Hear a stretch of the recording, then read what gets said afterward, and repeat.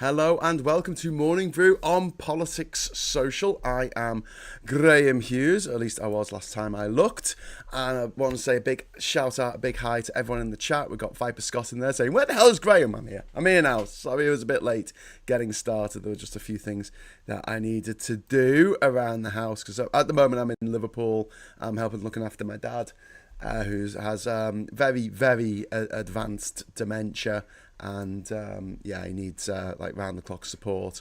And my mum works in a college, and it was GCSE results yesterday, if you hadn't noticed. So it was quite a busy day. So and today will be a busy day as well, as she works in exams and admissions. So if you're watching this later, hi mum in the future. You're doing a great job.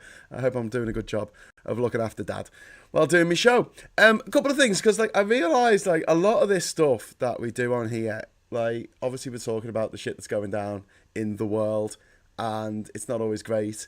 So I think when we have little wins, they should be celebrated. So this is for you as well. So if there's anything going on in your life where you're like, hell yeah, please let us know and we can go, hurrah.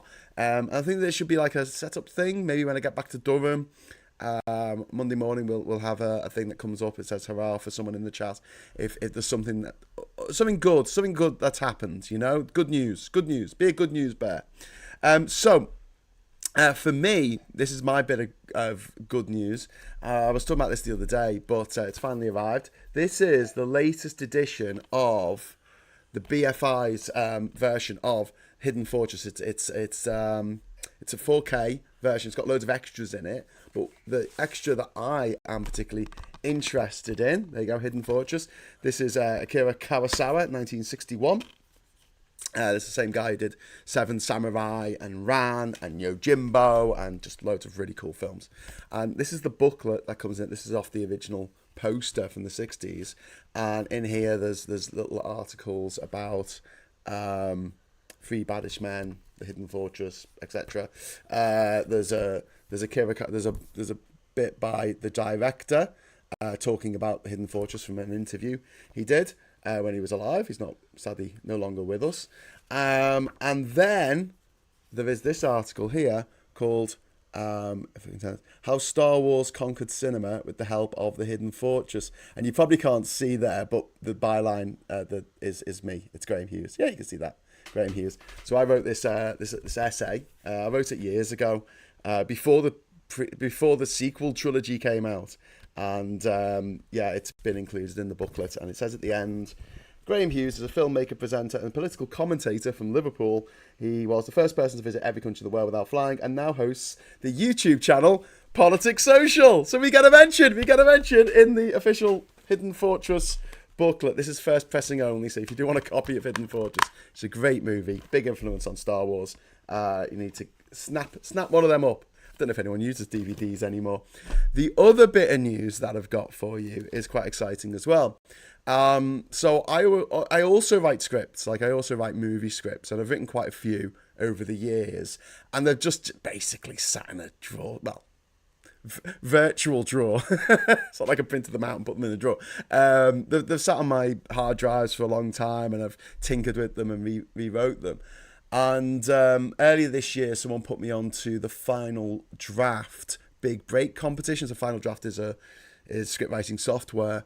And I submitted one of my scripts, Tallyman, which is an action-adventure film with horror elements set in the 80s here in Liverpool.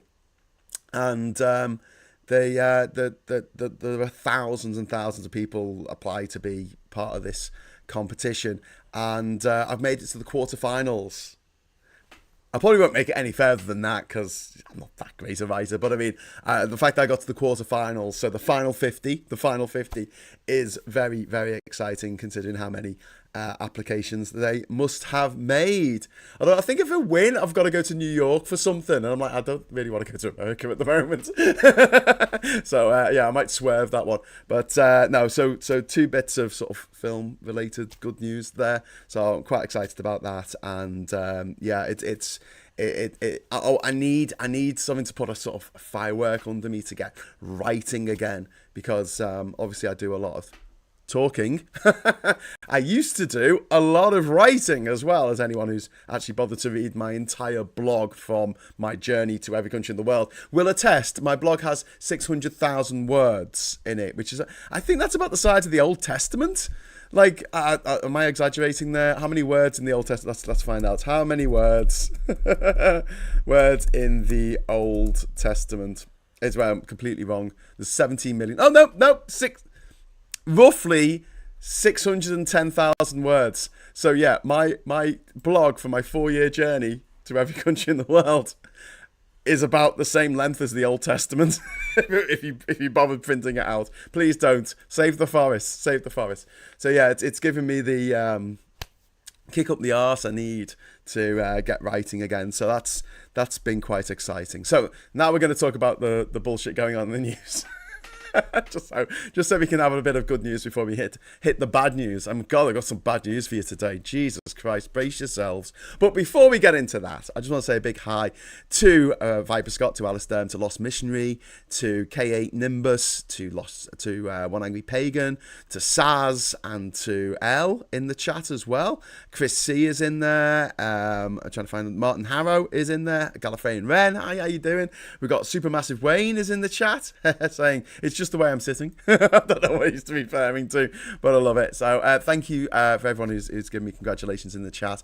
And if you'd like to join our friends in the chat here and become a friend of the channel, all you need to do is hit the subscribe button and wait for 1 minute, and you can opine relatively freely. Just don't be a troll, don't be racist, don't be sexist, don't be a transphobe, don't be a homophobe, don't be a gobshite, don't be a bigot, because we don't want you here. You got your own little corners of the internet to scurry off to. Stay there. Anyway, recognition is the best drug, says Pygmalion. yeah. I don't know if you know this, but I am a little bit of a film obsessive. Oh wow. Wow. I'm just sorry. I just got a picture sent to me from Mike Dix. He's got his acrylics out. He's doing some painting, and it's very good. He's a talented bastard, that one.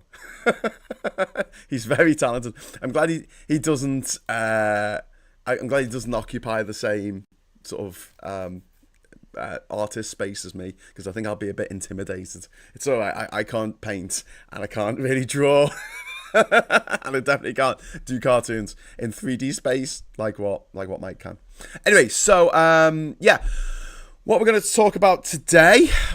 So we've got Labour's or Labour. We're going to be talking about Labour, and if you thought that Labour couldn't possibly get anything worse, I've got news for you. We'll be coming to that in a moment. We'll also be talking about Trump's predicted on this channel crumbling Ukraine peace drive. So he was trying to get peace in Ukraine, and he thought that he was going to get Vladimir Putin to sit down at a table with Vladimir Zelensky, and yeah, that's not going to happen. That is not going to happen. I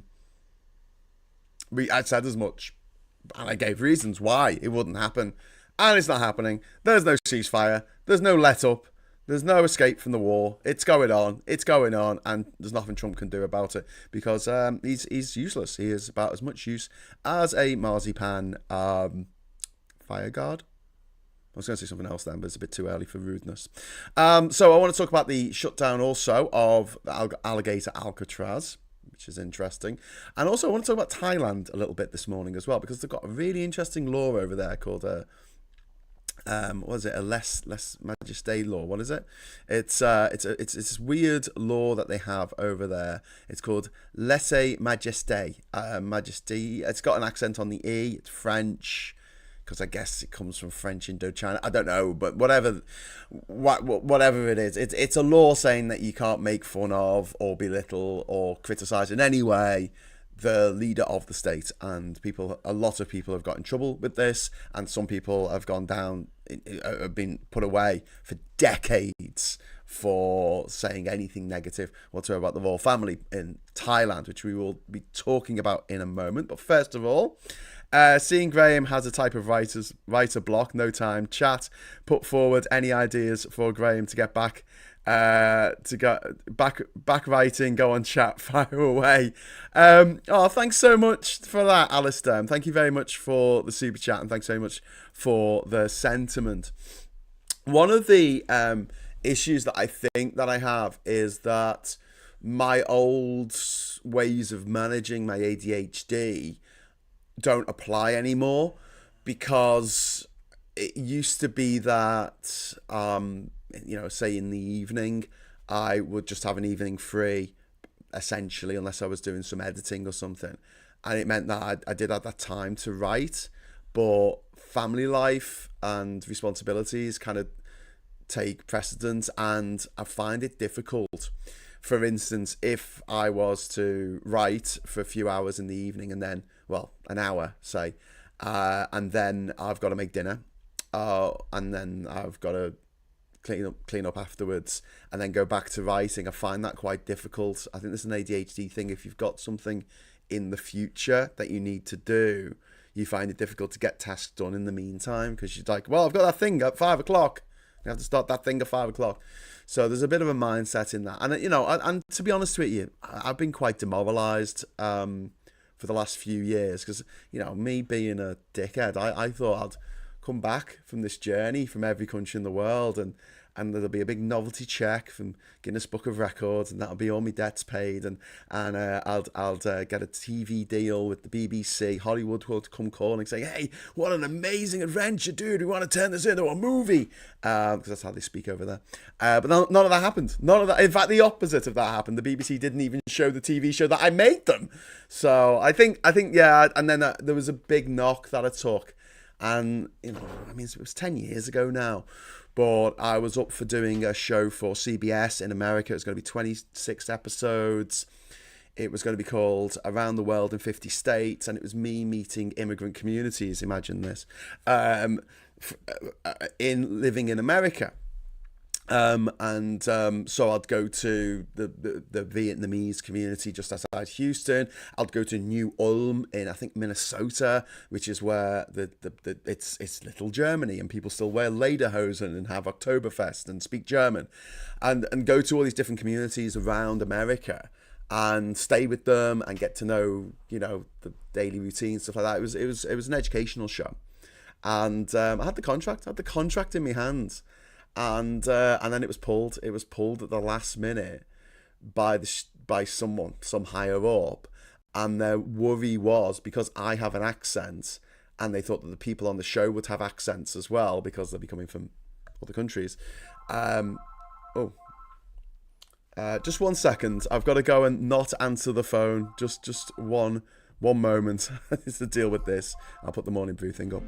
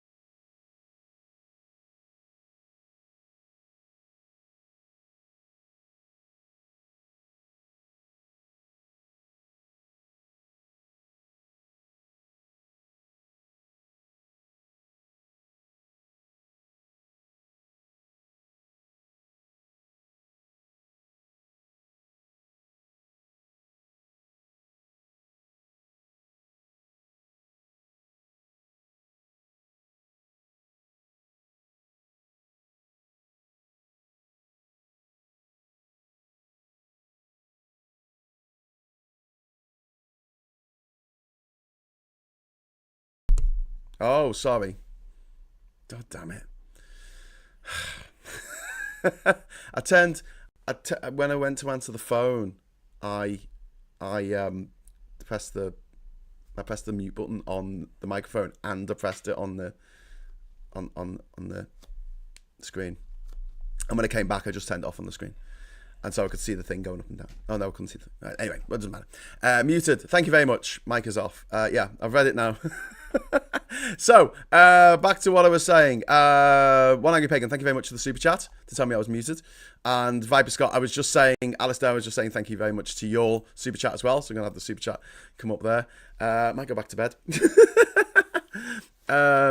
Trip just says, I told my dad yesterday, see this fella with the hat, he's been to every country in the world without flying. He did a double take after he understood and went, what? He walked? No, I'm not that fit. I'm not that energetic.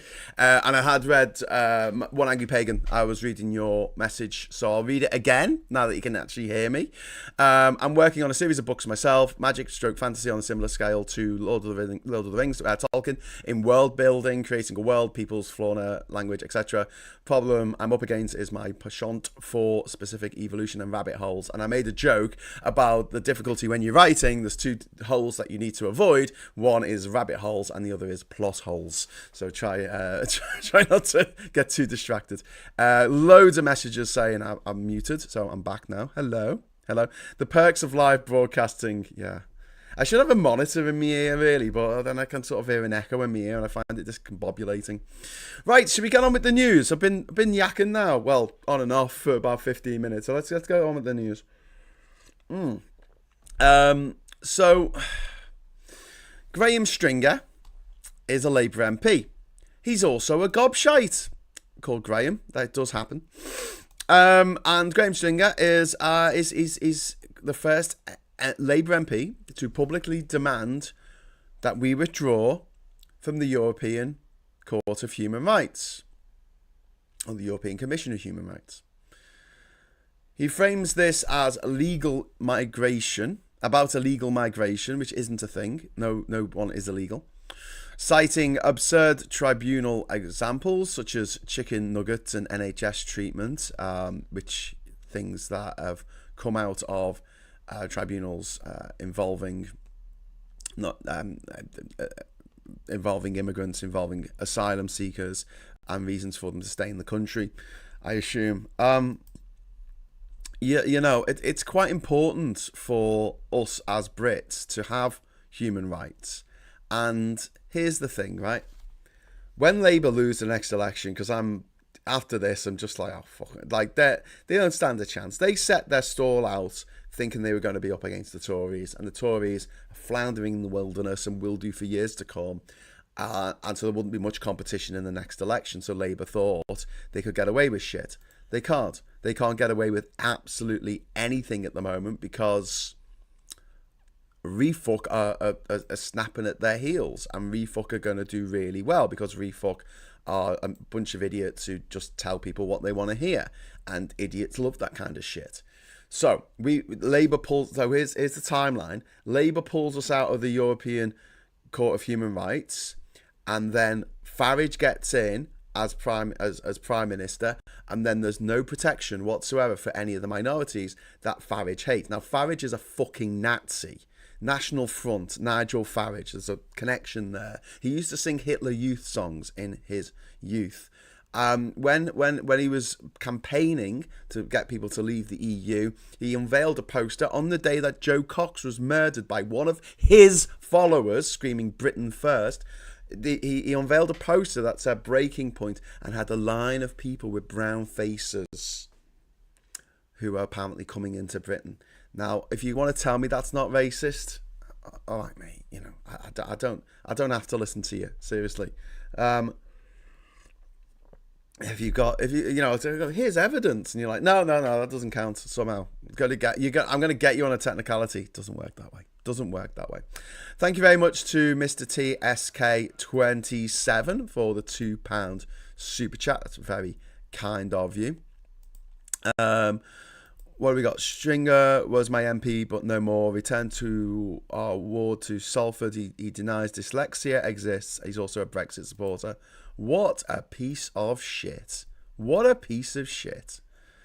So look, the ECHR was created post-World War II under Attlee's Labour government to prevent another slide into fascism. The ECHR was drafted by British lawyers. It was championed by Winston Churchill and signed by Clement Attlee. It is ours. It is our invention that we foisted onto the convention.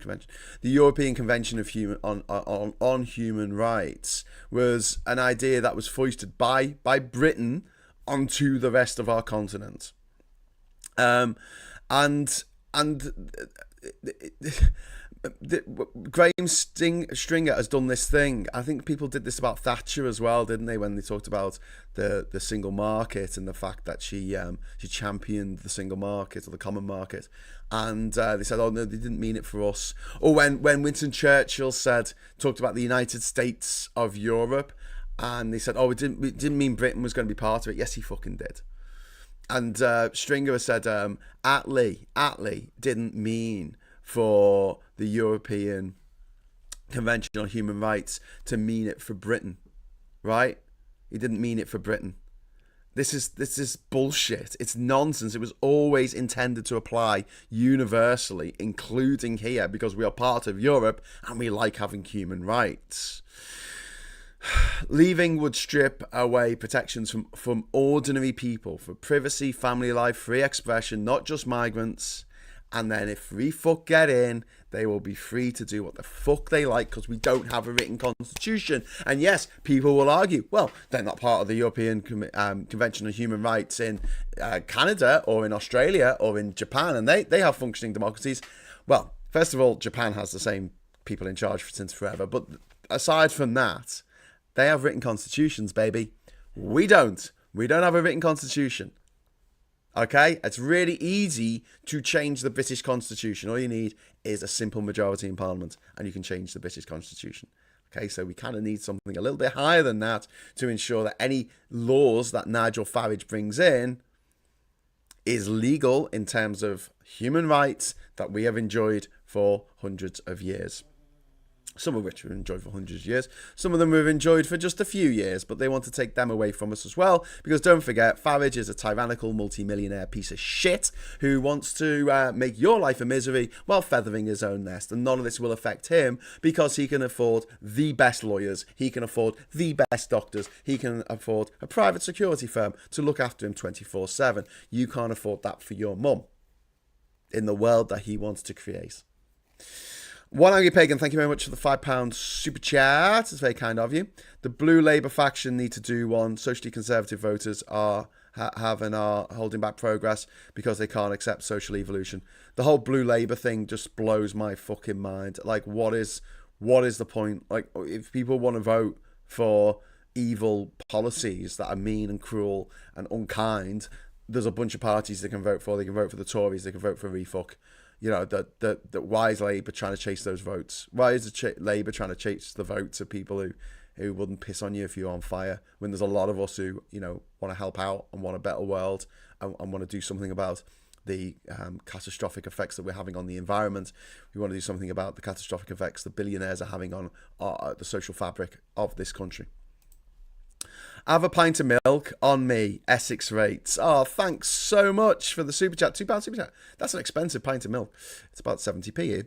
But yes, thank you. Thank you, Supermassive Wayne, for that super chat. It's very, very kind of you. Our friendly milkman, the fastest milkman in Essex. Yeah. This is Labour pandering to the far right. It just strengthens Refuck and Badenoch's Tories. The centre collapses when it chases the right. This happens all the time. Biden tried it in America, trying to placate Trump voters by not going after Trump too hard and not, you know, setting the full strength of the Department of Justice and the CIA and the FBI onto Trump, digging a hole, putting them in a box, putting the box in the hole and filling in the hole, which is what they should have fucking done. But he wants to pander to them. He wants to get them on side. He wants to be bipartisan, etc., etc. This is so wrong-headed of Labour. I can't even. We'll have a very interesting discussion about this because we'll be talking about this at 1 o'clock with Phil. But for me, another massive calamitous misstep for Labour. And don't forget, Alistair Campbell was kicked out of Labour for saying after the European election that he voted for the Lib Dems in the European election of 2019, an election that didn't really matter in the greater scheme of things because those MEPs are only in place for 6 months. Although I'm sure that the fuckers who got elected at that time, when they were called the Brexit Party, really enjoy the pension or whatever perks they get as a former MEP. So incredibly rude people who turned around and showed their backs when they were playing the anthem of the European Union by Beethoven, the Ode to Joy, because, you know, fucking scumbags. But yeah, Alistair Campbell thrown out of Labour immediate expulsion at a time when people were putting the most horrific anti-Semitic things on, not just online, but in Labour Party meetings, saying them out loud, and they were having investigations. No automatic kicking out the party and an investigation later, like what Alistair Campbell got for saying he voted tactically for the Lib Dems once. That's one of the reasons why we changed the name of this channel. One of the reasons, from Labour Social to Politics Social, was that I was supporting tactical voting, and as a Labour member or, you know, whatever, activist, I wasn't supposed to do that. But I don't care. Like, I will vote for whichever party will keep refuck out. I will vote for whatever party will keep the Tories out. I will vote for Tories to keep refuck out. I will vote for any other party to keep the Tories out, depending on who looks like they're going to win. I want them not to be in anywhere near the levers of power, and yet Labour are just fucking. I mean, they're building the road for them, aren't they? They're just building the fucking road. They're laying down the red carpet for them to take office in 2029. The way things are going, and Labour need to change direction immediately. Like, they need to be bolder. They need to stand up for the little guy. They need to get their comms sorted. They need to explain to people what refuck would mean for people in this country, and that these billionaire tyrants are not your friends. They are not your friends. They're going to take away your healthcare. They're going to take away your security. They're going to take away police officers off the streets. They're going to have prisons that are overflowing with prisoners, and they're going to be locking people up, and they're going to be spending all our money, and then we're going to spend the rest of our lives paying off the debts that they have accumulated in their brief but disgusting time in power. That is what's going to happen. Call me, you know, I'm Graham Hughes with my pair of crystal balls. That is going to fucking happen if refuck get in. We'll be paying it off for the rest of our lives. The Americans are going to be paying off their fucking debt to the rest of their lives. After Trump has just doubled the national debt in his time in office.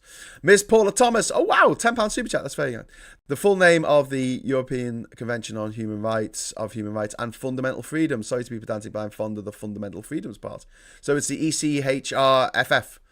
I didn't even know that. I just thought it was just the European Convention of Human Rights. And if it's a C with a little T next to it, it's the court, isn't it? Well, thank you very much for that clarification, Mrs. Paula Thomas. The fundamental freedoms. And this is Farage saying we don't want fundamental freedoms. I mean, he'll keep them for himself. And this is the thing. This is the thing about the fuckers. They keep all this for themselves, and everybody else gets them taken away. And, you know, I hate this idea. I absolutely hate this idea. It undermines human dignity. It turns Britain into a pariah. And it echoes the likes of Trump, Putin, Erdogan in upending people's rights.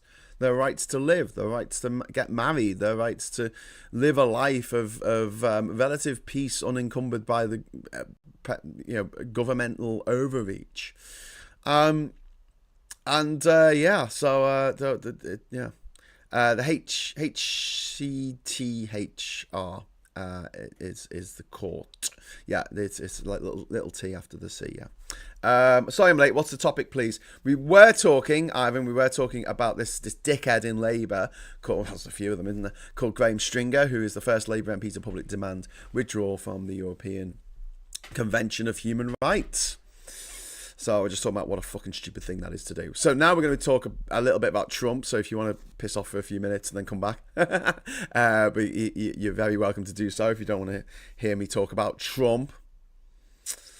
Yeah, I'm looking at me live ratings, and people are dropping out after money about him.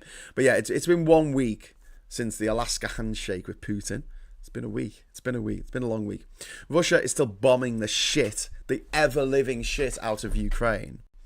And Lavrov is deliberately slow-rolling talks, his foreign minister, Putin's foreign minister. And Trump is flip-flopping. 1 minute promising a Zelensky-Putin summit, and next parroting Moscow's latest fucking line from the Kremlin. And Trump loves the photo op, and he loves making great TV, but Putin loves killing and stalling for time. The bodies are piling up while Trump postures, and this is the land swap madness that Trump has put forward. It's not a real estate deal. It's people's homes. It's sovereignty. It's history. It's culture. It's territory. It's geography. It's sovereignty. And he thinks it's a real estate deal, and it undermines NATO as well, because Trump wants to give Putin what he wants. And this creates what Putin wants more than anything, more than he wants Crimea, more than he wants Donbass. He wants to drive a wedge between Europe and the US. He's already driven the wedge between the UK and Europe. He's very successful at that. And there's many people in this country who think they're patriots, who do not realise that by supporting Brexit and supporting the drive to end net zero, they are actually supporting the governments of Russia and Saudi Arabia, two countries that will probably put them to death if they actually lived in those countries for being drunk and disorderly or whatever they do at their time. I don't know. This MAGA myth that Trump wants to sell himself as the world deal maker. But, Xi and Putin are just fucking laughing at him. They're just laughing at him. Not even behind his back, they're laughing at him to his face. They've also dropped one drone on Poland. Bloody hell. I didn't even know about that, Paula Thomas. That's insane. And One Angry Pagan, thank you very much for the £10 super chat. All born of fear. Too many have been told for too long that they have to treat the world only with suspicion and cynicism. That it's harder to convince them that they have been lied to. I won't give up. Yeah, but this is it. One Angry Pagan, thank you very much for the super chat. But why are people like conspiracy theorists, refuck voters, why are they so cynical about man landing on the moon, the vaccine efficiency, the pediatricians all around the world are all lying to them? They're cynical about that. They're cynical about David Attenborough. They think David Attenborough is talking bollocks, right? But they're people, the people who racist, misogynistic fuckwits, they are always talking the truth. No matter what they say, it's true. Even if they contradict themselves, it's true. And they tie themselves in knots. And sorry to bring this back to religion in some way, back to the Old Testament, but there's a lot of things in the Bible that contradict things in the Bible. Even in the same book of the Bible, there'll be a contradiction in there. There'll be a contradiction in Genesis about, how many kids they had and how many, what happened next after they left the Garden of Eden. And there's contradictions to what happened with the Ten Commandments, because they got two sets of the Ten Commandments, because the originals got smashed up after Moses came down from the mountain and saw they were worshipping the golden calf. There's loads of contradictions in the Bible. And then the New Testament just contradicts loads of stuff in the Old Testament. Jesus said, well, how can anything that the Lord created be unclean? And therefore bacon is okay to have on a sarnie. And so that contradicts that. And the Old Testament God obviously is very much fire and brimstone, and the New and doing deals with the devil, to having a wager with the devil to see if he can go and fuck up some poor guy's life enough for him to actually turn his back on God, which he doesn't. That's the book of Job, if anyone wants to read it. It's the devil and God going down, murdering this guy's family, making all his crops fail, burning down his house, making all of his hair fall out, and covering his body with itchy scabs that he has to sit by the roadside sort of rocking gently and scratching. And his mates stand up and say, so you think this God fella is a bit of a dick, isn't he? And he's like, no, not gonna happen. And the devil's like, ha! So yeah, in the same way that cognitive dissonance works with religion, where it's like, well, hang on, it says this here, and then it says that there. How does Noah put all those animals in an ark? Like, they give the size of the ark in the Bible, which is a bit of a daft thing to do. They should have just left it vague. But they give a specific size to fit millions and millions of animals in. And you're like, oh, how does that work? But yeah, maybe it's just taken as metaphorical. And I think it's the same with Trump and with Farage and with other strongmen leaders like Stalin and Hitler, that whatever chip is in some people's brain, and you might have this yourself, and there's no diss on you if this is the way that your brain is constructed. It's just something that we have to sort of acknowledge and go, okay, well, how do we stop this from going wrong? I always see addiction as a misfiring of the love impulse in your brain. You fall in love with drugs or alcohol or gambling, and it can be this obsession, and it's a lot like love. And we see the same with people who fall in love with politicians or Brexit. People fell in love with Brexit, and it allows for the same sort of cognitive dissonance that you have when you fall in love with someone, especially if you fall in love with a wrong one who doesn't treat you very well. You're in a toxic relationship, but your love things in your brain are firing off all the time. Oh, but I love them, but I love them, but I love them. And it messes up your reasoning, and it's very difficult to take a step back. And this is exactly that same sort of cognitive dissonance that I think religion is as well. They talk about religion being love and things. I think it is that same sort of addiction, the same thing that drives addiction, I should say. It's love. And people absolutely love Nigel Farage. They absolutely love Donald Trump. And when I say that irreplaceable, in that if J.D. Vance or Richard Tice takes over from the leadership of these See You Next Tuesday farms, they no one's going to step up. Like the people who were next in line, J.D. Vance and Tice, they don't have the charisma, they don't have the pizzazz, they don't have the bonhomie or whatever they call it that those people do, that Trump and Farage do. And that's why the whole movement is a personality cult. It really is. Look how shit refuck we're doing before Nigel Farage came back, and suddenly they managed to get 4 MPs in the last election, one of which was a guy who was actually jailed for beating up his partner, beating up his girlfriend. But it was a long time ago, and we're tough on people who commit crime. If they're not white. But yeah, I do see a lot of sort of similarities in that, and I think we have to just acknowledge that because people are getting less and less religious as time goes on, people still need to believe in something, and I'd rather that they, or obsessed, let's just say obsessed, they need to fall in love with something, and I'd much rather they fell in love with music, I'd rather they fell in love with movies, I'd rather they fell in love with dancing, or painting, or something creative and wholesome and good, something good, instead of falling in love with something fucking awful like fascism, like with Trump and Farage, the fascist.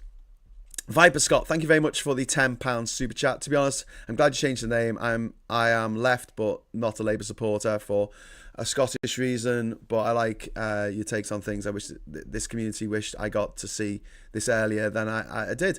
Alistair, I'm so glad that you're with us now, though, mate. And I completely agree on the Scottish thing. I mean, for me, I would like Scotland to get independence, and then I want to move to Scotland and get me fucking European passport back. Thank you very much. Scotland is an absolutely beautiful country, probably one of the most beautiful countries in the world. And and it has such a strong sense of identity and history, and it could really be an absolute powerhouse. Don't forget, a lot of the inventions that the British take credit for were actually Scottish inventions. And as Andy Murray quite sagely pointed out many moons ago, when he wins, he's British. When he loses, he's Scottish. Funny that. But yes, I do think that you probably need to exile J.K. Rowling, though. She doesn't sound Scottish to me. David Faulkner, thank you very much for the 78 Hong Kong dollars. It's very kind of you.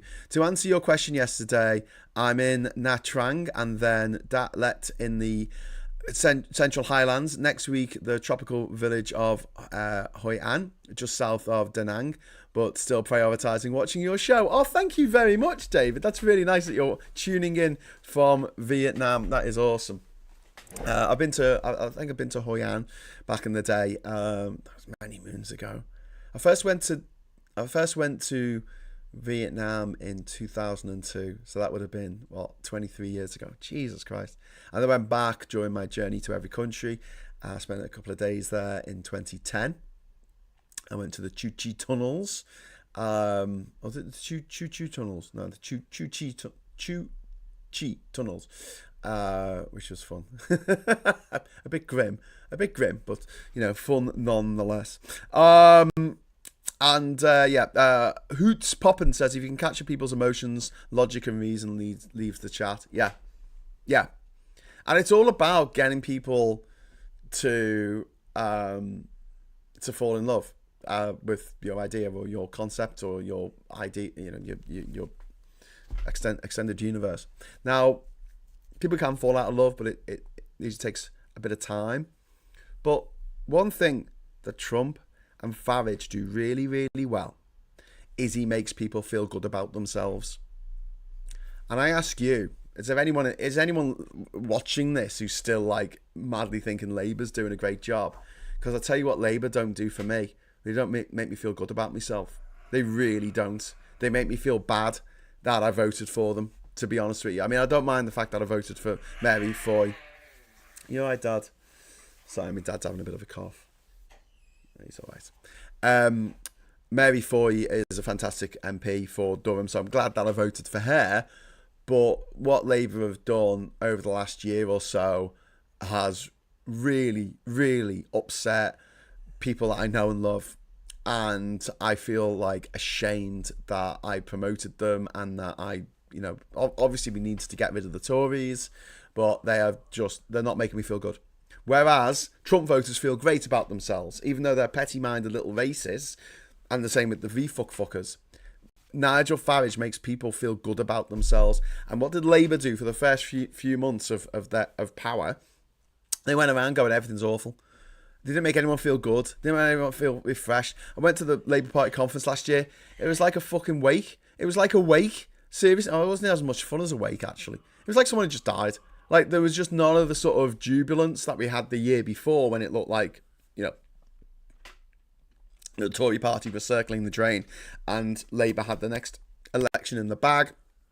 20 points ahead in the polls. It's all good.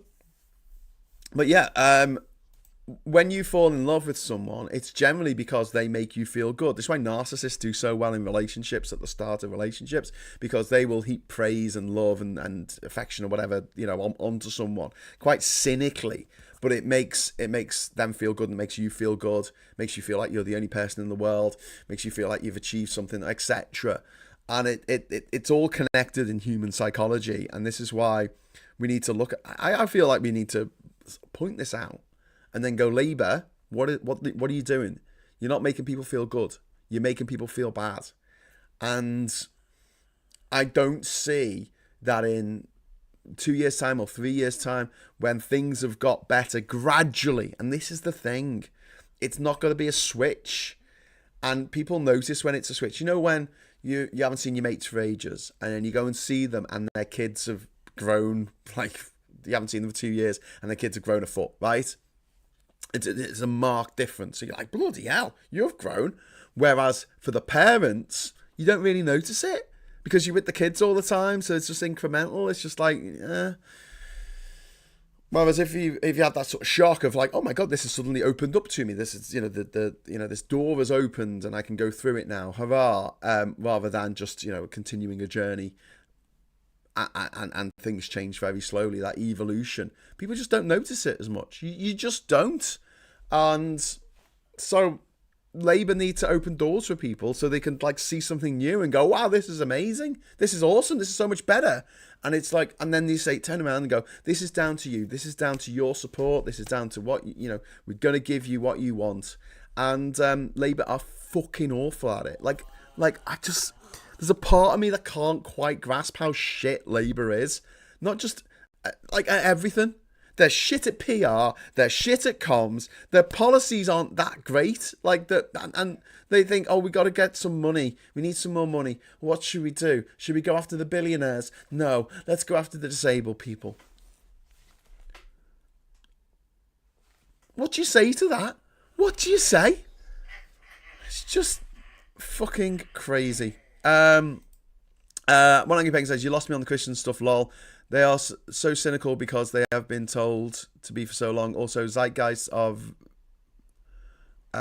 virulently pervasive, especially when fed by fear, not easy to solve. Yeah, you're right. Well, thanks for the super chat, One Angry Pagan. Sorry for losing you in talking about some of the contradictions in Christianity, but I do find it interesting that people they try not to think about it too much, because if they do, they might realize that it might not be real. In the same way that they don't think about refuck policies too much, or Trump policies. They concentrate on the win. So if you talk to a Trump voter, they're more likely to talk about the bringing back of plastic straws. That's something they see in their everyday life, than the fact that Trump has stolen the health insurance from 11 million Americans who will now die if they get ill. Demons are in charge. That's why you feel bad. Number 3, I don't think you're wrong at the moment. Well, what people need to remember, economic-wise, given current geopolitical problems, not a single country is doing well. Yeah, who's popping? But the thing is, I mean, we've got an inflation rate now of 3.8%. In Germany, it's 2%. It's less than 2%. Other countries have got, every other country that I looked at yesterday when I was looking up, or was it the day before? When I was looking up inflation rates, every other country in Europe that I could find had lower inflation, apart from, what was it, Slovakia? Tommy says, what I find baffling is I don't remember them having problems in opposition. Do you think maybe they are better in on the offense than on the defense? I think that they weren't so great at comms even when they were in opposition. Like, I met up with the digital team, and it was like, you've got to take these videos of Corbyn off the Labour Party official YouTube page. Just take them down. Just set them to private. It'll take 30 seconds. We'll do it together. Just log in, visibility, hit the little down arrow. You've got choices. You got live, not live, whatever it is. Public, unlisted, private. Just press on private. There you go. Cool. Video's still there. You haven't deleted it. It's just that people can't access it. Because when people vote, put in UK Labour, the first thing that came up on YouTube until last summer, was it last summer? No, it would have been the summer before. For about 4 years after Corbyn wasn't just not leader of the party, but also not a Labour MP, videos of him were on the Labour Party YouTube page. I mean, the fact that they don't do daily shows is just mind-blowing to me. Absolutely mind-blowing. Just get someone who's, a little bit charismatic, please. Just a little bit of pizzazz about them, and get them to just present a daily show. Fucking pay them. I mean, we don't make much on this channel. I mean, tell them they can keep the super chat. No one will give super chats, would they, to a Labour channel? But yeah, just some way of communicating. Do a press conference every day. Keir Starmer, 9 o'clock, press off. And all of the journalists will go to it. All of the journalists every morning will go to this thing, and they could set the agenda for the day. 9 o'clock is what we're going to be talking about today. And then instead of chasing the error and constantly doing looking at what we fuck are doing and then reacting to it, this reactive government that we've got, how about a proactive government that just sets out its agenda each day? And just little things like that. But then again, there's a whole policy thing about going after disabled people and the winter fuel allowance, and they've made so many mistakes. It's so frustrating. And yeah, I just, all they're doing is, like I say, they're lining the fucking carpet for the refuckers to take number 10. They're putting rose petals down. That's a Labour rose. They're breaking the roses apart and throwing the petals down for them. Ms. Paula Thomas, thank you very much for the £5 super chat. Not only did they go after disabled people, they also misled the general population about the nature of the benefits they were cutting. Yeah, you're right. The whole thing was an absolute clusterfuck. It was just omni-shambles, an absolute omni-shambles. So yeah, Big Madge is a nasty little critic. He even had a pop at Supertansky. That's really not great. Kirsty says, problem with the UK is that all the family silver was sold off to their mates and then rented back to us. The cupboard is bare and people still want services. Ruined since Thatcher. Yeah, you're right, Kirsty. But, like, it wasn't even sold off to their mates. It was sold off to bloody countries around the world, like Qatar, China, Saudi Arabia, Russia, and Canada. Oh no, we can't take over Thames Water, because if we do, then the shareholders in Canada will be affected. I don't give a fuck. Oh, okay, sorry. Will that cause a diplomatic incident? You know, your investment can go up and down. And Alistair, can you next Liverpool? Labour could call it the transphobia channel, says Kirsty.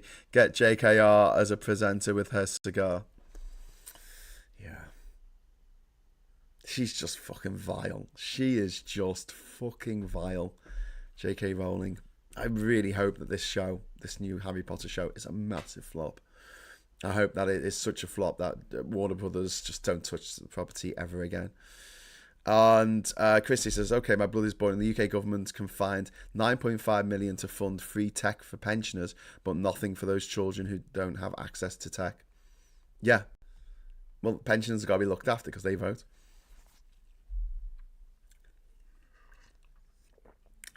There's the poor boomers, 1 in 4 of whom are, no, 1 in 5 are millionaires. Although it is interesting how the younger generation, not the youngest generation, but the younger generation, Generation Z, which are the ones from 1997 to about, I don't know, 2012 or something. Generation Z has split into two. Let's talk about this before on the channel. But there's the Zoomers and the Gen Z.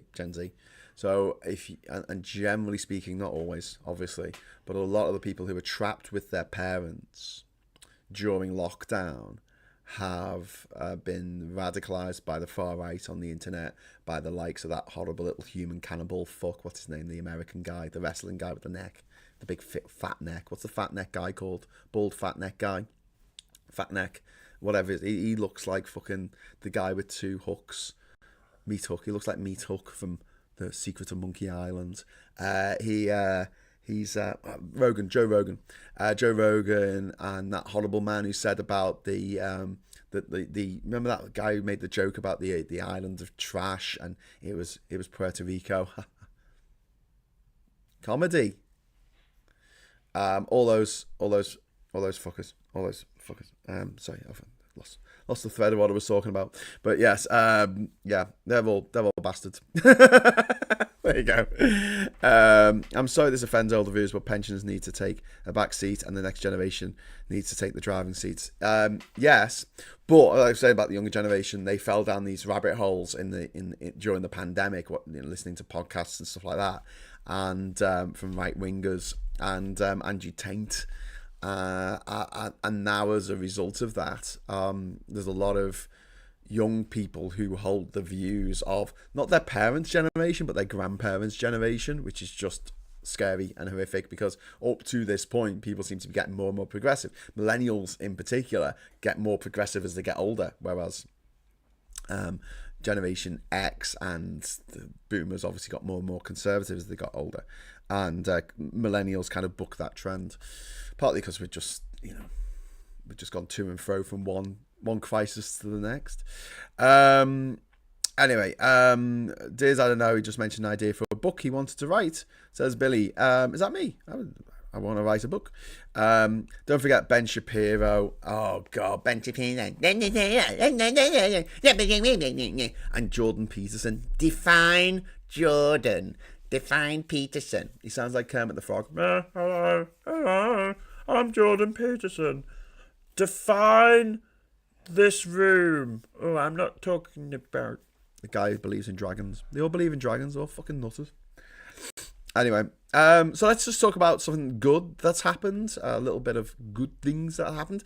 So Alligator Alcatraz has been shut down in Florida. Federal Judge Kathleen Williams has ordered Trump's Everglades immigration jail closed within 60 days, found to cause severe and irreparable damage, not to the people inside, but to the wetlands and species of Florida.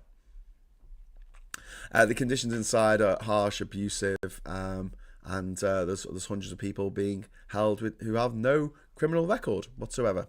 They're just being held because they look foreign. Thank you very much to One Angry Pagan. Too many MPs think as if it's still the 20th century. Yeah. I mean, I can't understand boomers who don't get technology. I can't understand that. They have had 30 fucking years to get a grips of the internet, to learn how to add an attachment to a fucking email, just do the simple stuff, and yet so many people can't. And I'm just like, that's just lazy. That's just, I mean, many can. Let's just set that straight. Obviously, many people can. And don't forget, Bill Gates and Steve Jobs were boomers. So yeah, there were people who could, Steve Wozniak, I should say, more than Steve Jobs. But the people who could code and people could put this stuff together. But there is a stubbornness in the older generation that they don't like new things. There's a word for it, isn't there? The rejection of anything new. I just call them Luddites, but there is a neophobia, something like that. Phobia of Neo from The Matrix. And although this isn't true of all old people, and obviously not all boomers, as we often say on this show, there's a lot of people who just don't. They left school at 14 and they decided that everything they learned up to the age of 14, that's all they needed to know in life. And do you know what? Back in the day, maybe that was true. But technology came on in such a pace in the 20th century. But since then, apart from the advent of smartphones, which is just an extension of the on-screen operating system that we had with iOS, and then with Apple, and then we had it with Windows on-screen displays, so you don't have to type in CD, change directory, the name of the backslash. You don't have to do that anymore.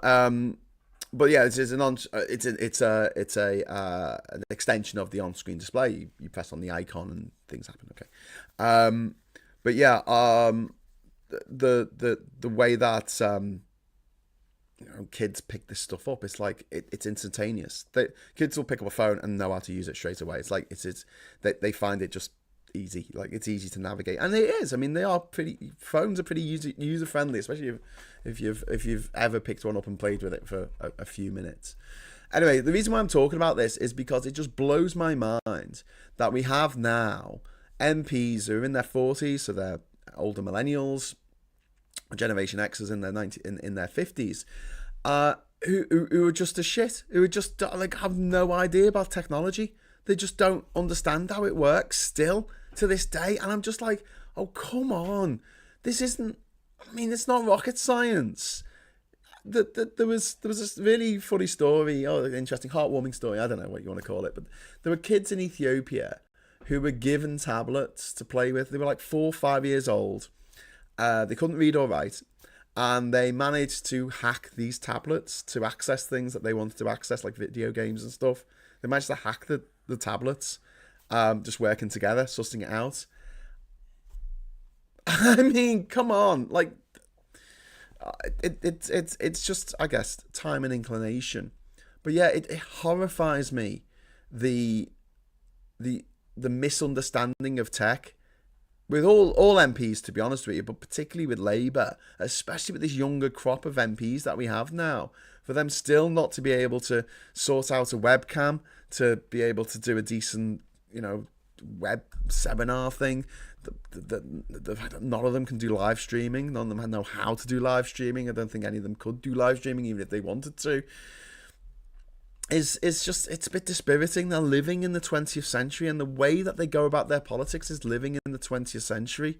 And I would only say that not even the end of the 20th century is but they seem to be living in a world in which smartphones and social media and YouTube don't exist, in which people's priorities are all about I don't know, reading newspapers, which no one under the age of 50 reads fucking newspapers anymore. They just don't. The way you get your message out there is through social media. And they should be all over it. They should be absolutely all over it. And they are not. If you put out good shit on social media, it does its own job. You don't have to pay for SEO or for a consulting company to come along and tell you what to say. No, you get in there and people will share your shit. If it's funny enough, if it's good enough, if it, people makes people laugh, if it gets people on board, people go, oh, look at this. Or in the case of Refuck, they know that their social media posts will enrage. They will enrage the people who vote for them because they'll be like, I'm angry about this thing that they're angry about. And it'll enrage us on the other side because we'll read it and go, oh my God, I can't believe you just said this. And we will share it. We'll do their job for them. And Labour just don't seem to understand that. And it's so frustrating. It's so fucking frustrating. And who do they bring in to work on their comms strategy? Fucking dinosaur from the fucking the Sun, guy who's worked for the Sun since 1990, and he was editor of the Sun in 2014, 2015, I think, until he was literally put on the sex offenders register for publishing a story that, well, it wasn't a sex offenders register. He was given criminal charges for publishing the names of victims in a crime. And they've got him on board as fucking comms guy. I'm like, no, get a young person, get someone in get a teenager, get someone in their 20s along. Even Refuck, they've got young people. They got like some 19-year-old running a council at the moment, haven't they? Somewhere in some godforsaken part of Britain. But like, just get with the fucking program. I'm just staggered at how shit Labour are. I never thought they would be this shit. Anyway, super chat's come in from One Angry Pagan. One of the most annoying things about our species, to me anyway, is the alarming tendency to fall for the fallacy of permanence and the mistrust of change. Yeah, I agree. I think change is refreshing. I get bored easily. What can I say? Number 3, Richard, thank you very much for the £2 super chat. Most MPs have zero science background. Yep. I got no fucking background whatsoever. They come out of university after indulging in student politics. They go into the NUS for a couple of years, and then they go into Labour and they become a councillor, and then they become a politician. And that's the route, isn't it? That's the route. The root of all evil. Viper Scott, thank you very much, Alistair. Should MPs be age limited? What would it be, Graham? No, not necessarily. Not necessarily. I don't think. Maybe at the very, very extreme. I know that they're not going to allow any 80-year-olds to be put into the House of Lords after this Parliament. So if you are over 80, you won't be able to sit in the next Parliament as part of the House of Lords. So I think that's fair enough. I think that's a good thing. And maybe, there should be a higher limit on MPs as well. Just because, I mean, it's a hard job. It's a hard job. I don't. If you do it properly, it's a hard job, and I can't see someone who's in their 80s doing the job properly because you got a lot going on in your 80s, haven't you? Health-wise. Got another super chat. I got 3 in a row. Thank you so much. Vesloy, thank you very much for the £5 super chat. If Farage and the Refuckers get in, I'll be off to Europe, mate. If this happens, just can't deal with horrific. I have an Irish passport. Resloy, I don't blame you. I absolutely don't blame you, and I think I'll be leaving as well. I'll be going to Ireland and waiting there for 5 years and getting myself an Irish passport so I can go and live and work anywhere in Europe. Thank you very much, and have maybe I'll get my old career back off Nigel Farage, who stole it away from me because he is a fuck. He is a fuck who blows goats. And I really, I really couldn't hate any human being much more than I do hate Nigel Farage. We were having a discussion yesterday on one of our chats with Zoe and that, and we were talking about people saying I would rather vote Tory than vote for Farage. And and I was like, well, I'd rather vote for Thatcher. I'd rather vote for Thatcher than Farage. And then the question was asked, would you vote for, if you had to, Trump or Farage? And I was like, is death an option? Is death an option, please? But yeah, if Farage gets in, I'm sorry, I'd love to stay, but I'm getting out of here because he'll go after me. I know he will. He'll go after my partner because she's deaf. And they hate people who are deaf. They hate people who are disabled.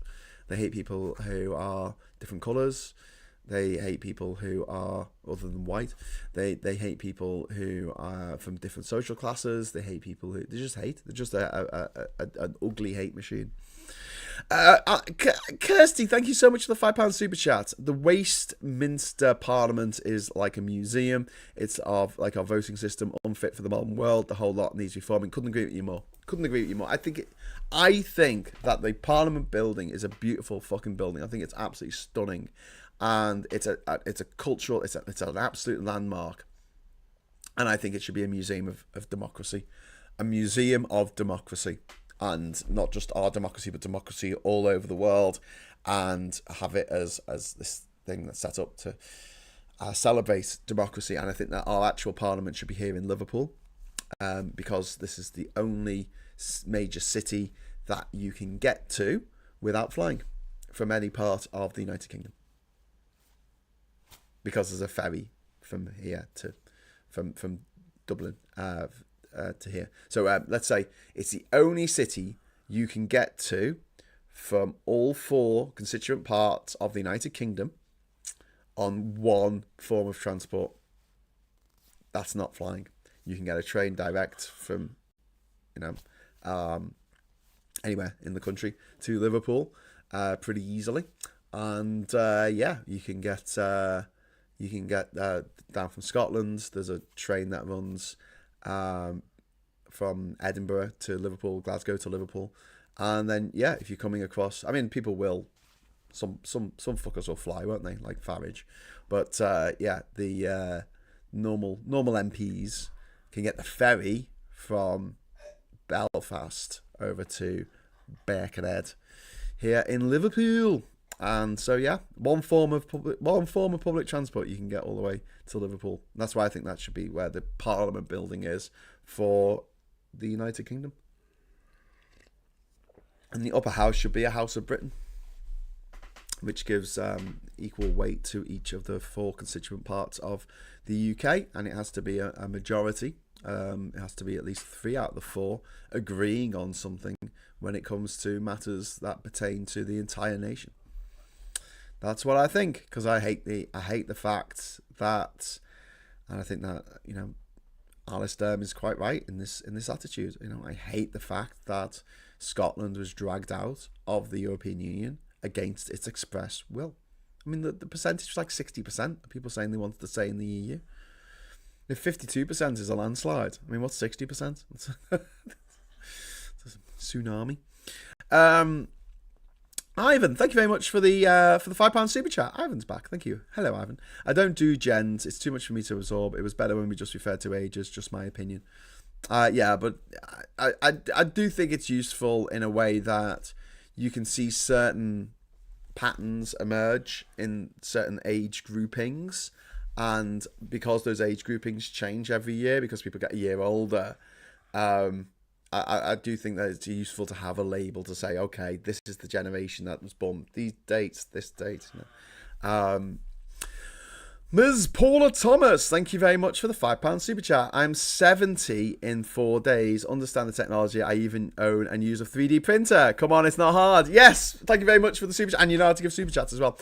It's not hard. And I just want to say, I'm not having a go at like older people in general. I just mean like, it's a tendency for older people to not want to adopt new technology. And some people obviously do. Hashtag not all boomers. But my point wasn't that, that's kind of a little bit more understandable. It's frustrating, but kind of a little bit more understandable. But when Labour are doing the same thing, they're like, no, I don't want to use it. Well, YouTube is 20 years old.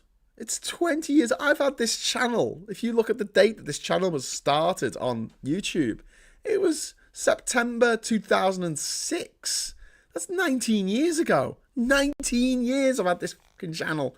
You look at the change in technology and the 19 years leading up to 2006 and then the 19 years after. I mean, it's insane. It's insane. And we've had these waves of new technology that have washed over us. The big 3 have been the internet, smartphones, and now AI. And the the fucking government just don't seem to have a handle on it. They just seem to have other people to do that job. You know, I don't know. I don't know how to convert this into a PDF. You do that. And I'm like, I think that's probably the problem. People who have always had staff, people who have always had people to do the stuff that they didn't have to bother learning to do themselves. Maybe it's a good thing that I produce this show myself and I'll spend 5 minutes talking and no one can hear me and you're shouting at me in the chat that you can't hear me. Maybe it's a good thing that I produce it myself, because I had to learn how to stream live and how to get your text the right size on the screen, because, oh my God, like OBS doesn't want it to be the right size. It wants it to be absolutely minuscule. So I've got to put loads of CSS into that just to make it the right fucking size. And then you got the scrolling text under here, which I've actually stopped because it uses too much of my CPU to have it animated, and that's why that's a still, not a. If I'm using my home computer, my desktop PC, then obviously it's all animated. But got to cut down on the bells and whistles when I'm mobile. But yeah, I mean, having to learn how to do this, having to learn how to do my own website, websites. I've got about 20 fucking websites out there, some of which you'll never know were me. I just put some mad shit up there sometimes just to have a funny website for people to discover while out in the world. But yeah, just learning how to do this stuff. I guess if you've got staff, if you've always had someone else to do it for you, if you always had like a nephew or someone to call up, or a niece call up, can you do this for me? Can you change this on this website? I guess that's the generation of politicians we've got at the moment, and it's so dispiriting.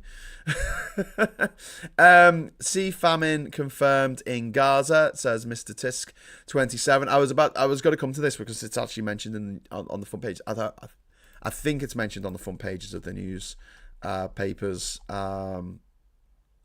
And there's also there's another horrific. No, I'm looking at the newspaper. God, they don't even mention it. Maybe it only came out this morning. There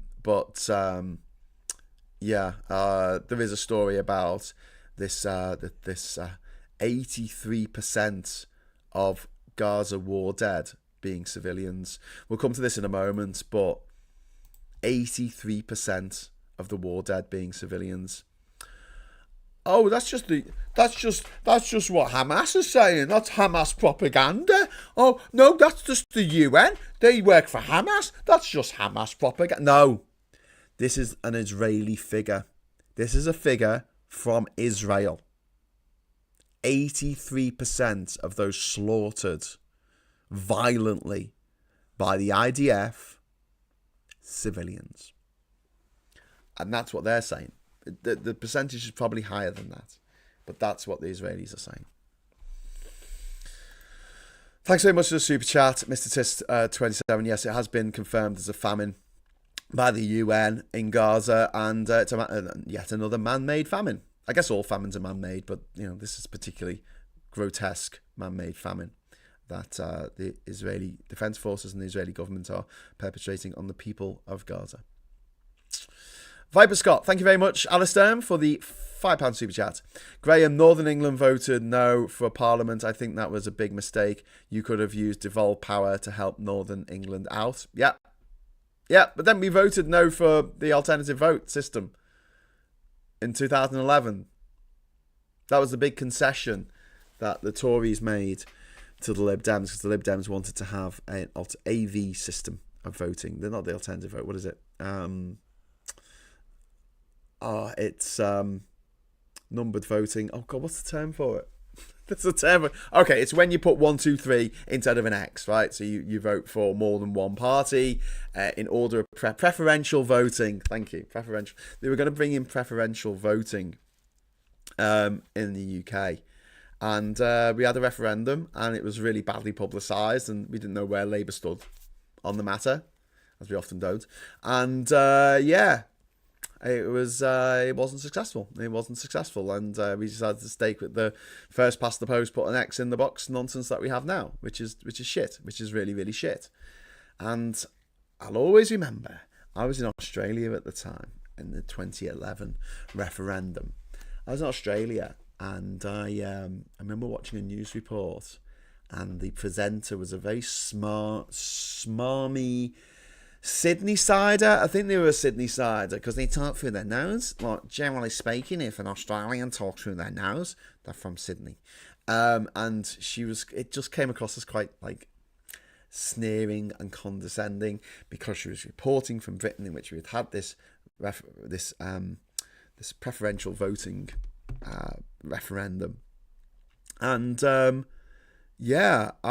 she was basically saying that it was too complicated for British people to understand.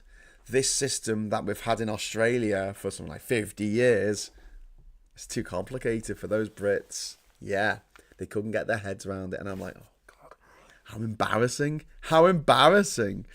Ivan, thank you very much for the £10 super chat. Thank you. Graham, if Farage was to disastrously get in, none of us would be able to leave the country, including me. If I could, I would go to Bermuda in that catastrophic situation, but I can't. I understand that, mate. And truth be told, although I'd like to get the fuck out of here and go to Ireland, it might not be something that I can do either.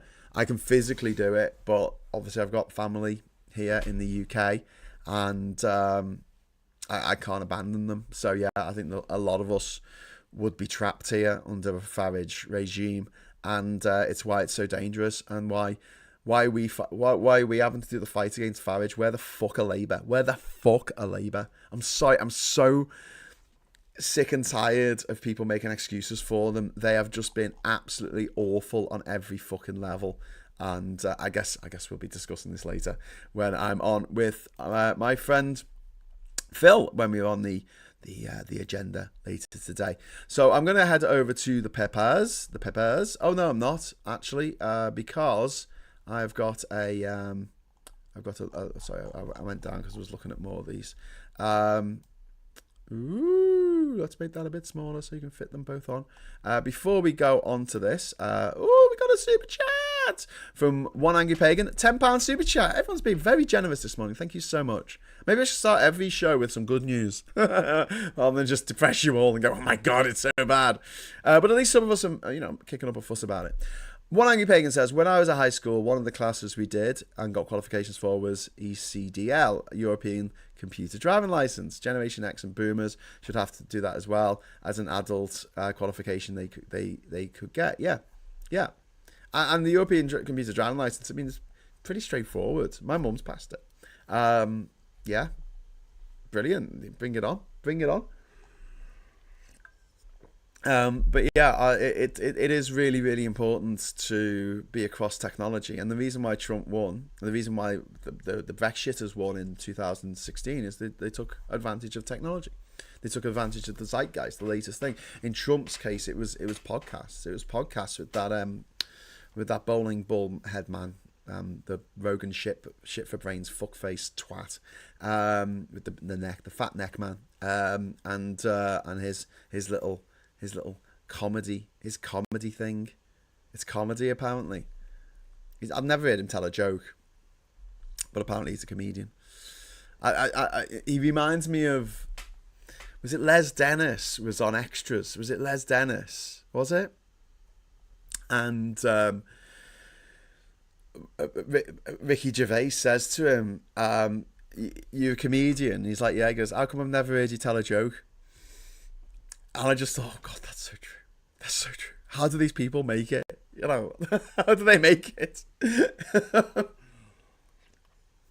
How come I've never heard you tell a joke? Anyway, let's go over to the paper. So first of all, we got the diddly I.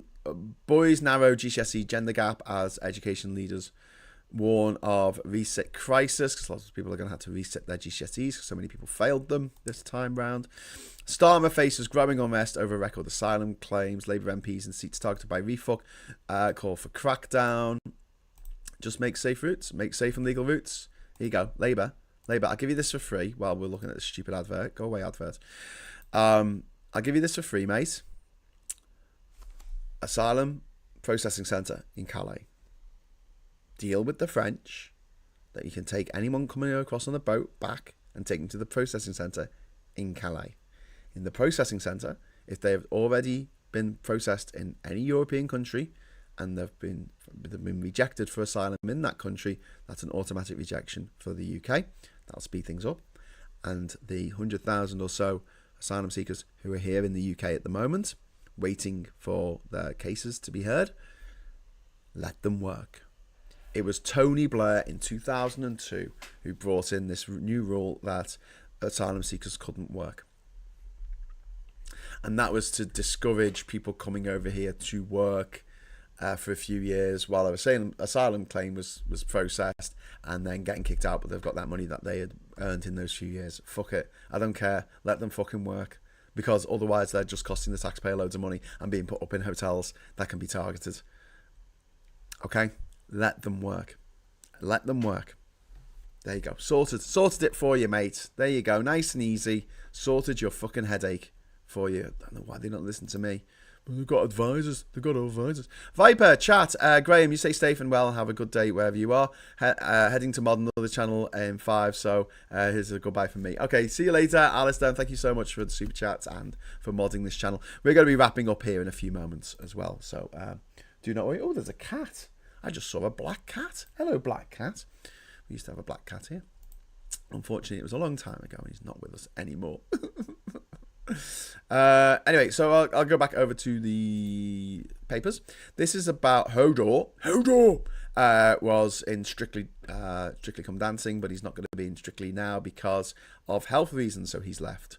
So he won't be holding anyone's door. Oh, spoilers. And then we've got the Daily Express here. Week Labour's Day of Shame on migrant figures. And we've got a picture of migrants coming over. Record 111,084 asylum claims in a year. And a 7% drop in deported Channel migrants. Yeah, I've told you how to fix the situation. And then we have a wine on the beach. Why Angela is every woman. This is the picture that we saw yesterday. This grainy picture of her having a wine on the beach. And it's like, how dare she enjoy wine? You know, £5 bottle of Plonk. That's only for the rich, isn't it? Increasing reliance on chatbots leads to the rise of AI psychosis. This is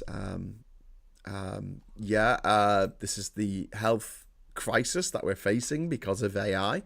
Something that the government should be looking into and finding ways to protect people against the worst scourges of AI, but we're not for some stupid fucking reason. I don't know why. There's an attractive young woman on the front cover of the Times there because it's a Murdoch paper, and she's just got her grade. She's a ginge. There's hotels for migrants face a wave of protests. GCSE reform aims to draw a line under endless resits. People having to resit their GCSEs.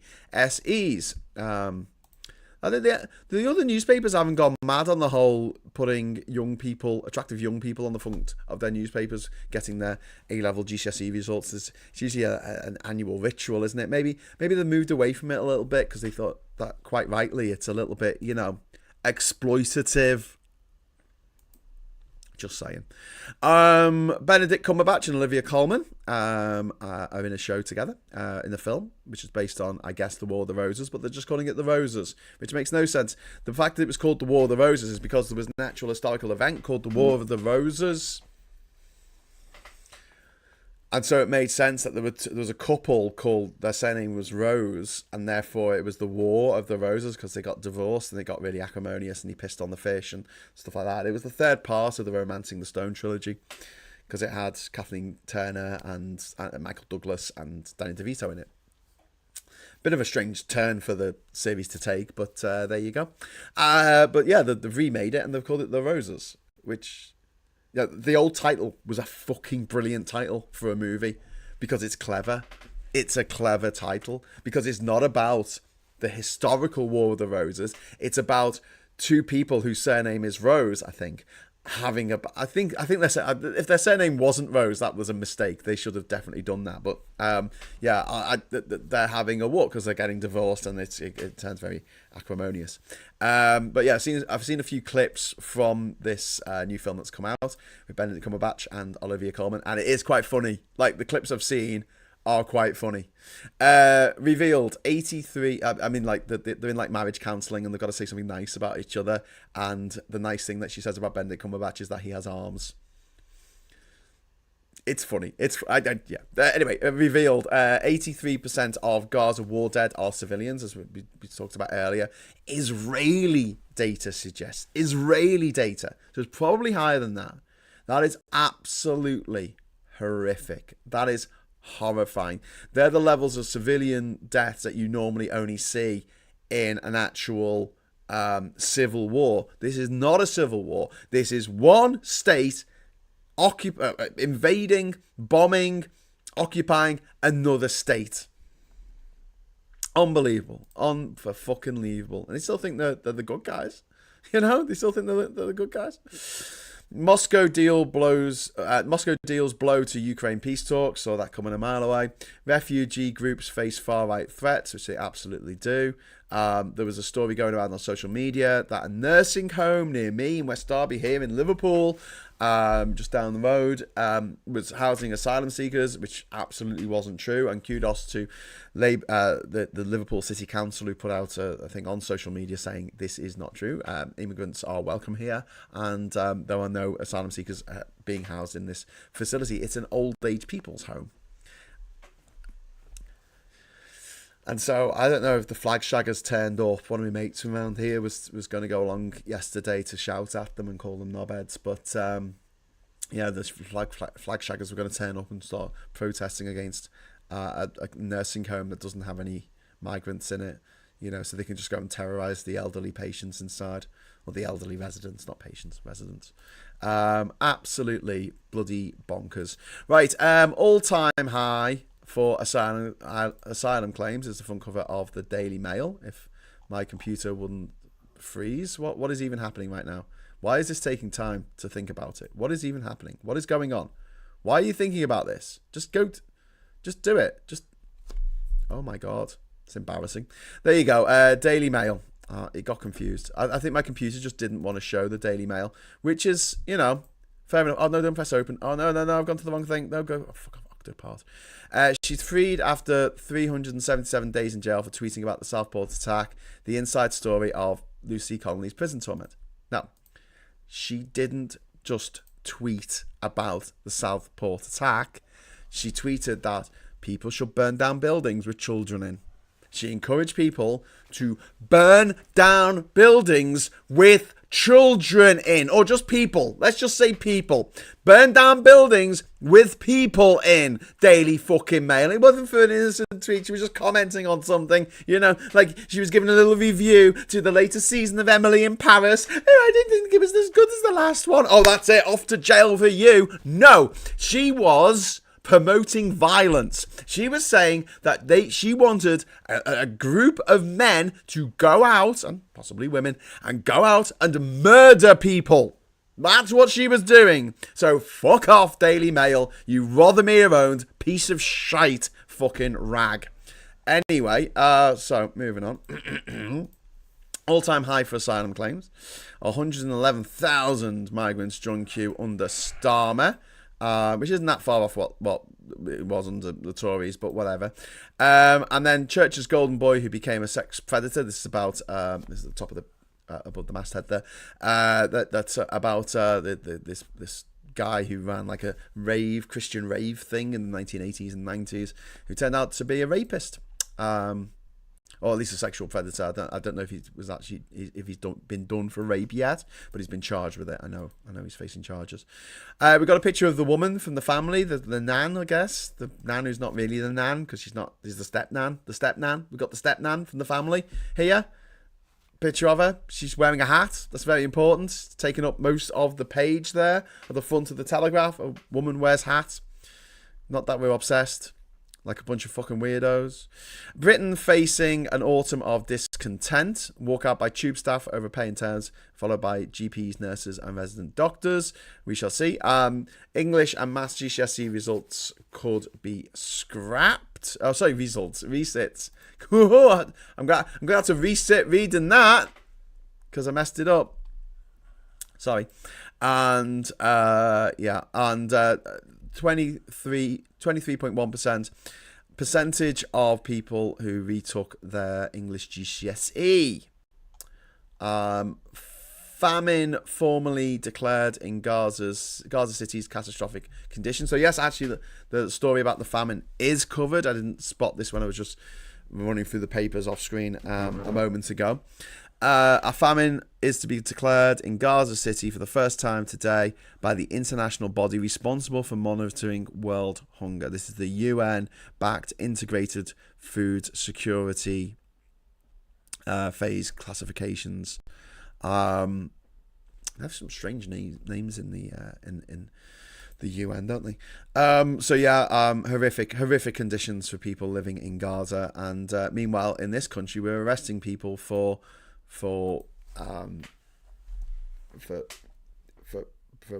saying that Palestine action is anything other than a terrorist group. We're not given any evidence of why it's a terrorist group. There's a plan to have a protest at the beginning of September, and here's the plan. What the plan is that they are. I won't be able to go to it because I don't think I'll actually be in the country. Unfortunately, I'm not going to be here when Trump comes as well. I won't be able to protest against him. But what the plan is that various people are going to go to London, I believe, and if they get arrested for peaceful protesting, they're not going to allow curbside bail, I think it's called, where the police set up like a tent and they take your details, and then you've got to present yourself at the police station a few days hence. They're not going to be able to do that if no one gives their name. They'll have to be properly arrested and taken to a police station where they will be given a lawyer, because if you're given a curbside bail, you're not given a lawyer. And so they think that if they can overwhelm the police by so many people being arrested, they can embarrass the government into changing tack on this ridiculous thing that the government are doing. And like, I can't believe I'm here a year and a couple of months into a Labour government, and I'm still feeling like the Tories are in charge because they're doing daft shit, like absolutely insane, stupid stuff, like arresting peaceful protesters. Oh, why are you arresting us? Because you're supporting this group. Okay, can you tell me why it's a bad thing to support this group? Can't tell you that. You just have to believe me. Okay. Anyway, look out for that. Stupid stories at the bottom here. Well, sometimes stupid. But you know, it's a Telegraph. It is a comic. Taliban hands Afghans who helped UK to Iran. Mystery over £50,000 Diogo Jota crypto fund. Norway strikes huge North Sea oil finds, and Indian owners rename the oval Invincibles. Cool. Okay. Great. Good news. We've bought no chance, says the Daily Star. Computer says no. Godfather of AI warns computers will dominate humans, and then they got a reference to an unfunny show from 20 years ago called Little Britain. Then we've got the Record of Silence Seekers on the front page of the Metropolitan, and then we've got the Financial Times of London saying state to take over linchpin of Gupta's UK steel business. This is to do with the third biggest steel manufacturer in Britain, one that takes scrap metal and melts it down and makes new steel from it. Tent in flames, Palestinians flee as Netanyahu prepares to approve fresh Gaza City offensive. That is a truly shocking picture there of massive explosion, just civilians nearby. Outrage in Italy over a Facebook group where men exchange photos of wives. Jesus Christ, what is it? Men, stop it. Men, hello, you listening, men? Stop being twats.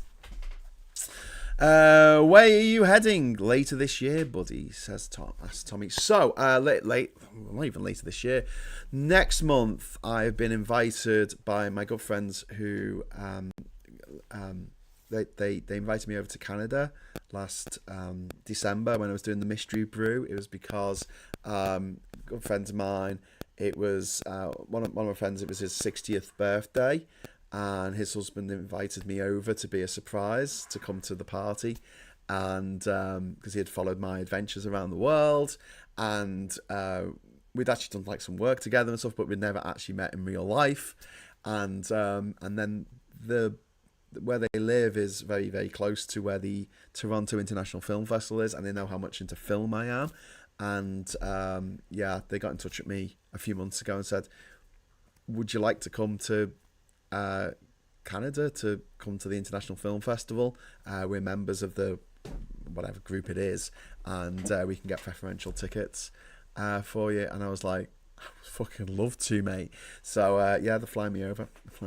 So I'll be there September the 4th onwards.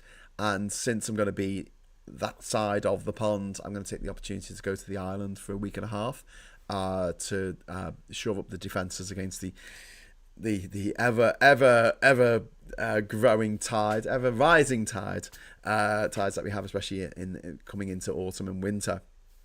And also I've got some legal things that I need to do over there, so I'm going to take the opportunity to go from Canada to there, to Panama, to my property in Panama, and then I'm going to come back to Canada, pick up my bag, and then I'm going to get back to Liverpool here on September the 28th, Sunday, September the 28th, and I'll be going straight to the Labour Party conference, which starts. Yes, I'm still a member, and I'm going because I want to have my say about what Labour are doing, and as best I can. And I'll be going to the conference. I'll be broadcasting from the conference. And on the Monday, the next day, the 29th, because no rest for the wicked, Phil and I are going to be speaking at the Ship and Mitre pub in Liverpool. We'll be talking about Labour's comms and how they're broken and what Labour need to do to fucking fix them, because they are so goddamn awful.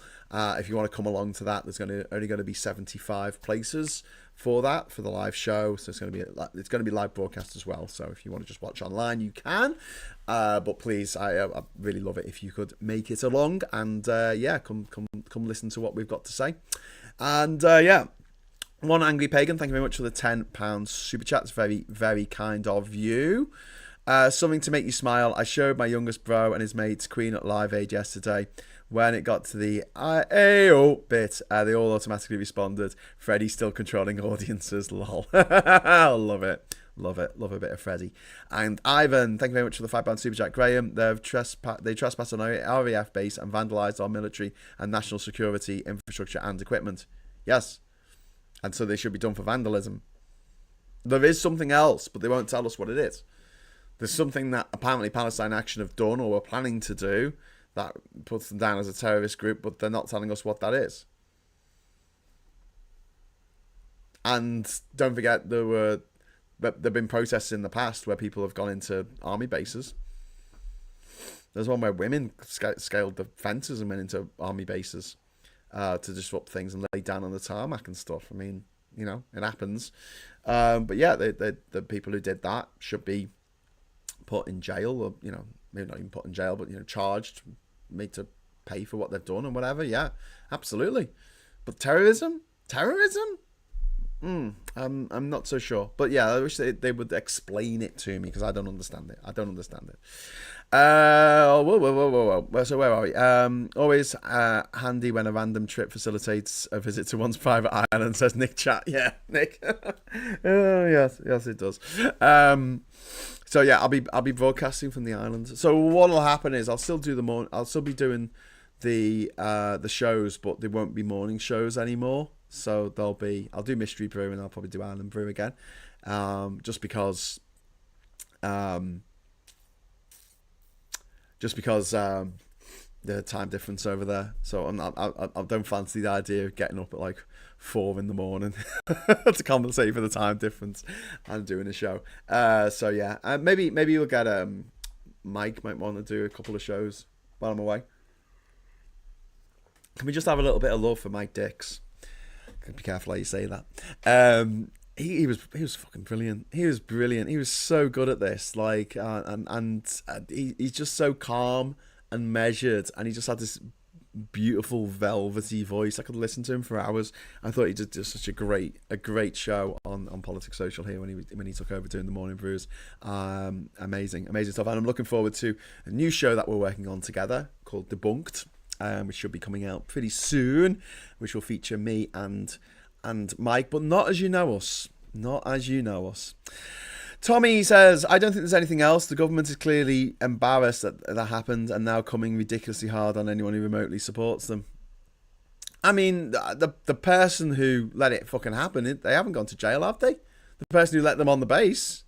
Who was in charge of security? What have they been Russian? What have they been? I don't know. What have they been? Hezbollah or Hamas or the Houthi rebels? Like what? Madness. Anyway, so yes, I was talking about Alexander Alcatraz. Alligator Alcatraz getting shut down. Environmental justice meets human rights. Even a swamp can't stomach Trump's cruelty. And this is a win for the Everglades. Local activists and tribes have scored a landmark victory. And it just shows authoritarian cruelty just often collides with reality, the reality of nature, law, dignity. They tend to fight back. The final story I want to talk about before I go is about the former Prime Minister of Thailand, Thaksin Shinawatra. Hang on a sec. Just give me 1 second. 1 second. Yeah, let's have a look. Thaksin Shinawatra. Yeah, Shinawatra. I'm pronouncing that right. He has been acquitted of causing offence to the royal family, defaming the monarchy. That's the way they've put it. Defaming the monarchy, and this is because of a law in Thailand called, I think it's pronounced lèse-majesté. Lèse-majesté. I'm probably pronouncing that completely wrong. It's got accents going different ways in the word. So if someone wants to tell me phonetically in the chat how to say it, that would be awesome. Actually, let's see if Google can just tell me how to say it properly, so I'm not making an ass of myself every time I say it. Pronunciation. Oh, I hate it when it gives you a video, and I'm like, I don't want a video. I just want a phonetic. It's just Lee's. Oh God. Okay. There's two ways of saying it. It can be pronounced as lèse-majesté or lèse-majesté. The French pronunciation, however, is closer to lèse-majesté. Well, that's cleared that up then. I know how to say it now. Let's just say lèse-majesté. Okay, lèse-majesté, right? Let's just say that. Let's just pick the one in the middle of the three pronunciations that Google just gave me. Jesus Christ. Oh, this is why I need a producer. They can just whisper in my ear how to say things properly. This law is mad, right? It is a mad law. It means that anyone in Thailand, right, who disses the royal family in any way, and sometimes foreigners get caught up in this because they don't stand up when they go to the cinema when the national anthem plays, and you've got to stand up. And I've had friends who've got into trouble. They've been in a nearly empty cinema, and that they haven't stood up because they were near the front. They didn't see that people behind them were standing up. They don't know the Thai national anthem, but they've stood up. And there's been stories of people getting into trouble for stepping on money because there's a picture of the monarch on the money. Now, these laws are very, very arcane and go back to the days of Thailand being an absolute monarchy. And but what's interesting about it, mad I suppose, is it doesn't just restrict the criminal act of defaming or insulting in any way. It doesn't restrict it to the royal family of Thailand. It's actually the head of state of any country anywhere in the world. So technically speaking, if you went to Thailand with a t-shirt on saying Trump is a gobshite, you could be arrested for it, for breaking this law because you're insulting the head of a state. And the Shinawatras have been popular in the past, but his daughter, Thaksin's daughter, is actually who Paetongtarn. She's faces possible removal next week. over a leaked call that she had with the leader, I think, of Cambodia. She's the current prime minister. And so this was a former prime minister, her father, who's been cleared of these charges. And courts and unelected forces are often used as sort of blunt instruments across democracy. And it's interesting that them on the other side, they're the ones who talk about lawfare being used, but that's when the law is being used to uphold the law, and they don't like that. So when Trump breaks the law, he calls it lawfare, but then they'll use the courts to silence any kind of opposition and to stifle democracy. And if Paetongtarn falls next week, then there's going to be another prolonged crisis in Thailand. But I just thought it was interesting to talk about this really daft rule that I think you can get into trouble for even talking about getting rid of this rule. And yeah, I'm glad that we don't have it in this country. But I do think Thailand could do with maybe changing the law on this a little bit, because this is something that wasn't used so much under the last leader, who died, I think, in 2016, the King of Thailand, who died in 2016, who ruled for 70 years. He was the world's longest ruling sovereign until Queen Elizabeth. I don't know if Queen Elizabeth beat... Yeah, I think Queen Elizabeth beat him. I think Queen Elizabeth II is the longest reigning monarch after Louis XIV of France, who became king as a child and lived, to a ripe old age. I think I'll have to look that up, but I think the King of Thailand, the latest King of Thailand, I think he was number 3 on the list. I could be wrong, but yeah, until he died, it was used a bit, but not so much. But since his son's taken over, or his successor has taken over, it's been they've used it a lot, usually to silence political opposition, as a way, because they can say, "Oh, you're criticising the government." Well, you're actually criticising the king, then, aren't you? Anyway, a security review of military bases needed. The only place I went to work computers that wasn't required to wear a visitor's badge for was an RAF badge. Nor was I required to have an escort. Yeah, it's kind of crazy, isn't it? You'd think that those places were very, very well protected, but they're genuinely not. Tommy says a lot of Southeast Asian countries do seem to have some antiquated laws and customs. Like in Japan, how everyone has a seal instead of a signature. Yeah. There was